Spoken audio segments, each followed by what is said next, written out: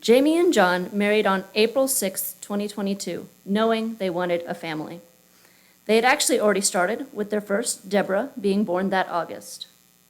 They had 2 more in succession, James and Willow.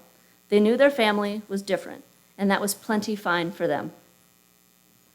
We'll let them tell you, each in their own experience, in their own words, what today means for them.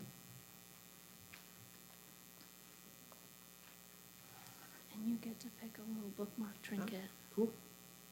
Very nice.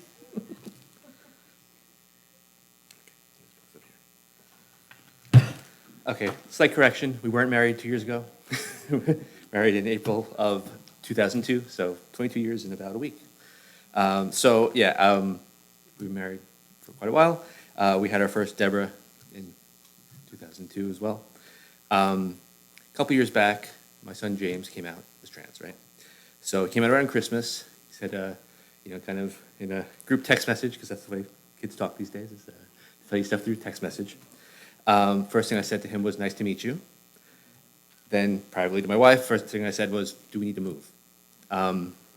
Living in Texas, not necessarily the most friendly place to have people who are trans, so we had some concerns about whether or not we were safe, whether our family was safe, whether we should be looking into other options to try to find someplace a little more accepting.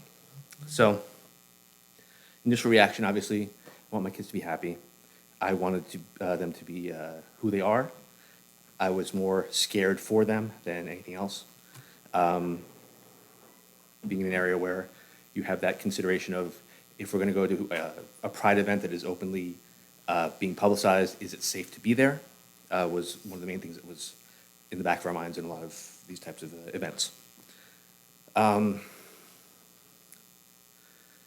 than anything else, I'm proud of them. I'm proud of them for being who they are and being brave enough to be able to say that and articulate that to everybody. Being able to understand that doing so might be difficult, but doing so is better for them in the long run. It's kind of I'm very proud that they were able to do that and be willing to take that step. Similar, never cared particularly about what they wanted to do for a living, what their career aspirations are. It's more about what makes them happy, what makes them feel fulfilled, what they want them to, what makes them happy, essentially. So we've been working through this sort of new experiences for us in the past couple of years, getting involved with the community. Initially, as I said, we were kind of worried about whether that was something we were going to be able to do, whether it was safe to do so. For example, going to some of the Pride events like Pride Prom and Pride Fest. A couple of them were held in like a park, and being able to be somewhere where it's publicized and where we don't know who's going to be there was something that always was a concern. But we've found our community in doing this. It's been really amazing seeing that there are people here who are accepting and willing to, support my kids and what they're going through. It has been both things like this place here, things like the Pride, Grayson County Pride, and those types of groups around that are willing to support us and understand what my children are going through, and again, them being able to find their people has been gratifying. More than anything else, I want them to be happy. I want them to be able to be who they are without any concerns about being afraid or and willing to meet the people who accept them for who they are. Thank you.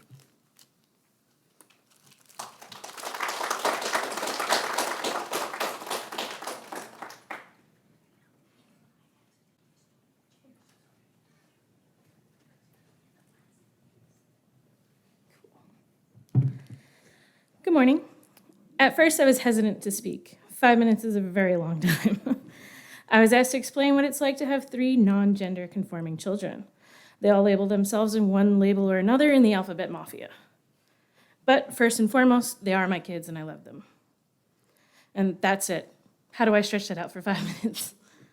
I was told, what am I most proud of? Again, short answer, same things as any other mom. Their grades, their graduations, all their milestones, including their anniversaries with their partners. I wanted to add standing up for their peers, because having those labels is hard. Finally, was asked to talk about what scares me the most, and the answer is short. But I broke it down a bit. When I first explained to my family and friends about my child goes by this name and this gender, I was asked a lot of questions. Somehow saying I have an LGBTQ child umbrellas them with everybody else under that same umbrella. So I want to start and just say these are the questions I was asked. At that time, I didn't have an answer, but I can answer it for you now. No, that book didn't turn my child queer. If we did, we'd have a lot more dragons out there. No, their phone and TV didn't turn my child queer. My generation grew up with no phones. We were the birth of the internet, and I still snuck into the city every year to go to the Pride Parade. I grew up around New York City, if y'all don't know. No, being gay is not a mental illness or anomaly. If that was the case, the exponential increase in depression and anxiety brought on by the recent pandemic should have caused an influx in the queer dating pool, but my poor James is still single. Sorry, boy.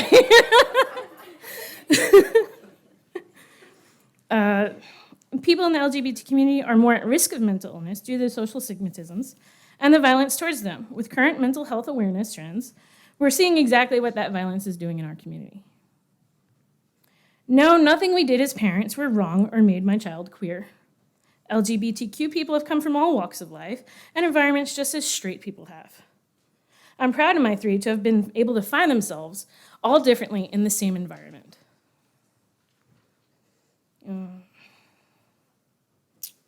No, it's not a phase. Unless you're referring to something similar to the moon will ebb and flow as time changes and things keep going. Your child might not know their label, and that label might actually change, but it's still your child, first and foremost. My child did not choose to be gay. They realized who they were attracted to, and gave themselves that labels because that's what it's called. No more than figuring out my life interest and calling myself an artist. It's the same thing. No, finding someone of the opposite sex attractive now will not change them to be on gay. This just makes them normal, and if they actually date them, it makes them bi. My trans child is not trans to make himself seem straight. He is trans because that is what makes him feel comfortable in his own body and does not change his sexuality or who he is attracted to. Finally, there is no gay agenda any more than a regular one. I'm pretty sure my kids' calendars are filled to live their best lives. Find a partner or not, have kids or not, find a place of their own or not. Just like everybody else their age. The one thing that might be on their agenda that is not on a straight person's is to live. No one should actually have to schedule or hope that happens. So I'll end this by saying, love is love and it costs $0 to be kind.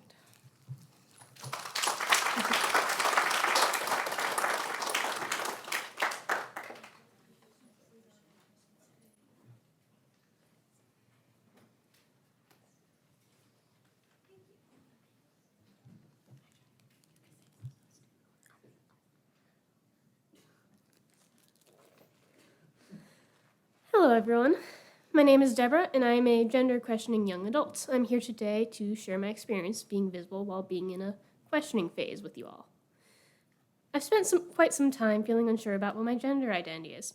Am I trans? Am I non-binary? Am I just a tomboy?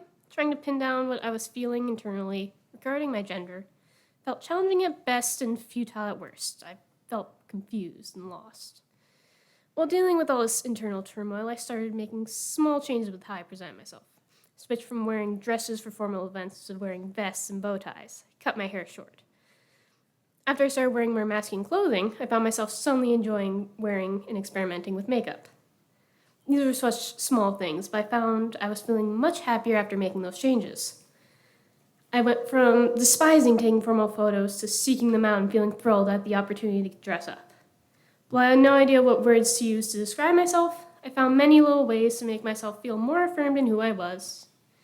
Finding a label that properly fits your perception of yourself may take time, but one of the best things I did for myself during that phase was use what I did know to make myself feel the most like me.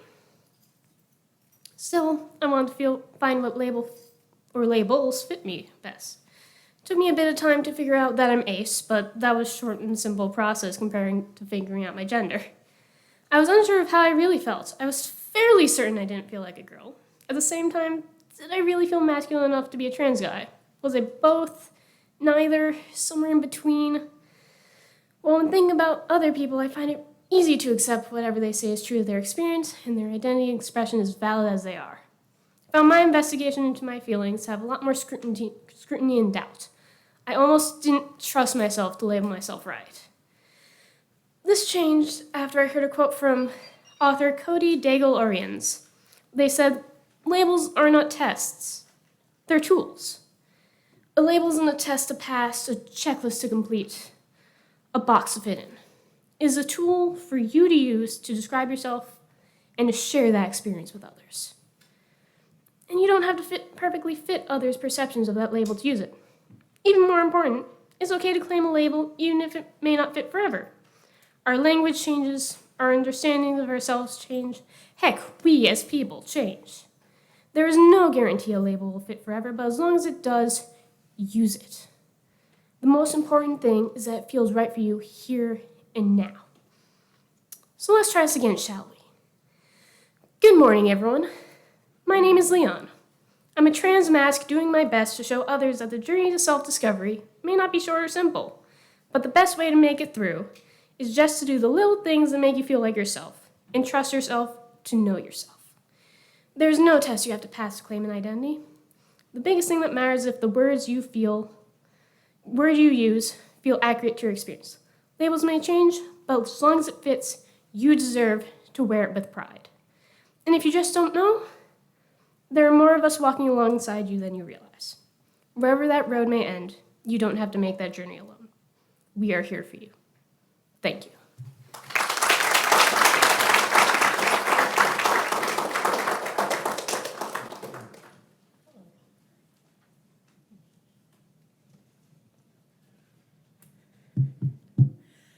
Hello, everyone. My name is James. I'm a trans man, and Jack invited me to speak on my experience for Trans Day of Visibility. So a lot of people mention a lot of the negative parts of the trans experience, like the being afraid, the anti-trans legislation and such. Well, I'm just as worried as everyone else. I'd like to really talk about the more happy parts of the experience, because I feel like trans joy is really important. A lot of people describe the happiness due to transitioning and being seen as their preferred gender as gender euphoria or trans joy.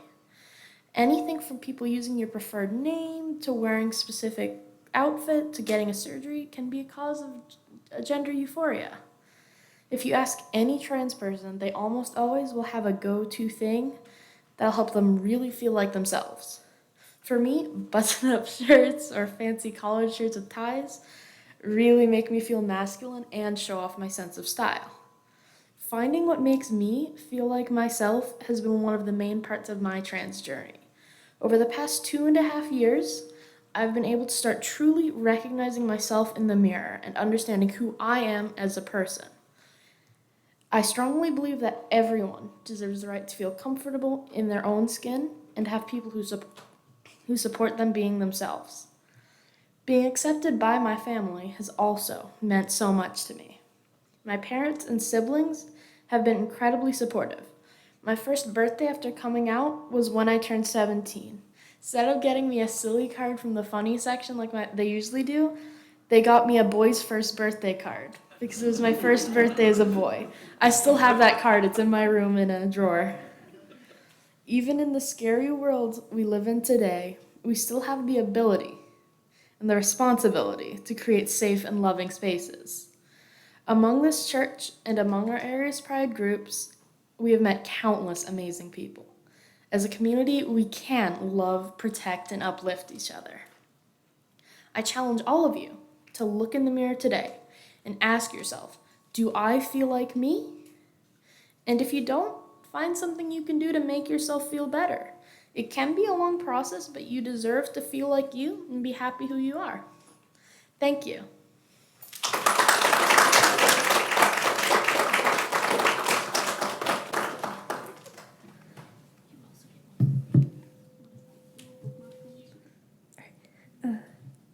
Hello, I'm Willow. I'm a gender nonconforming person, and I identify as gender fluid.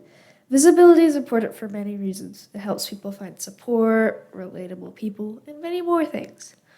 What I would like to do is give reliable sources to those who want to learn more about what it's like to be queer or genderqueer.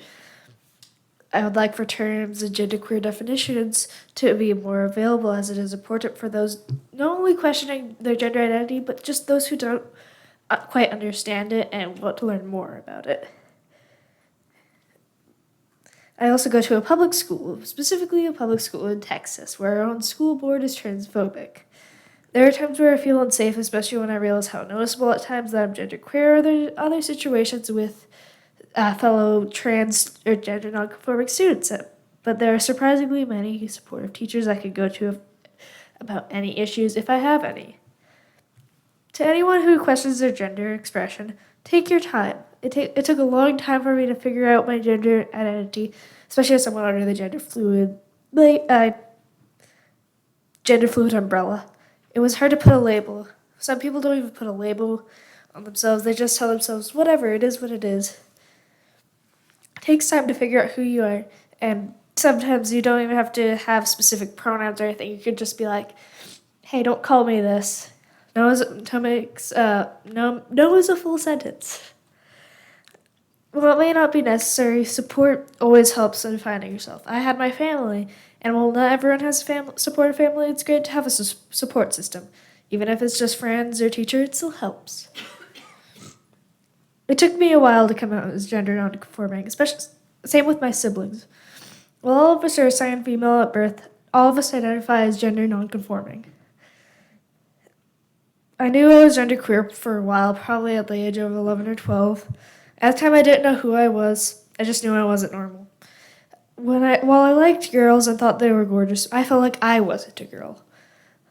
After a bit, my brother came out as a pansexual, and we went to Pride Fest in 2021.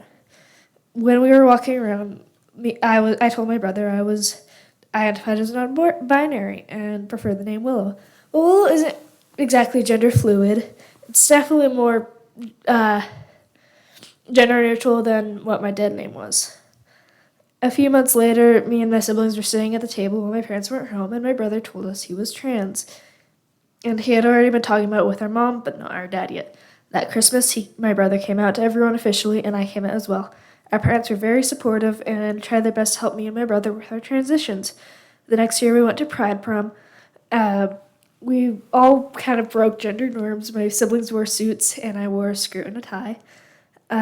My oldest sibling stayed with a friend they knew from college, who's their partner right now. Me and my brother found two people we hung out with while my parents were walking around. One of the people we met also kind of was gender fluid and broke social norms. Later that year, we started dating, and my parents were very supportive of our relationship. We have gone to Pride Fest and Pride Prom every year since we came out. My mom is now the vice chair of Grace and Pride. I'm very thankful for my supportive family, and while my gender identity was long, which is definitely still hasn't ended, I'm glad to have people around me who support me for being me. Thank you.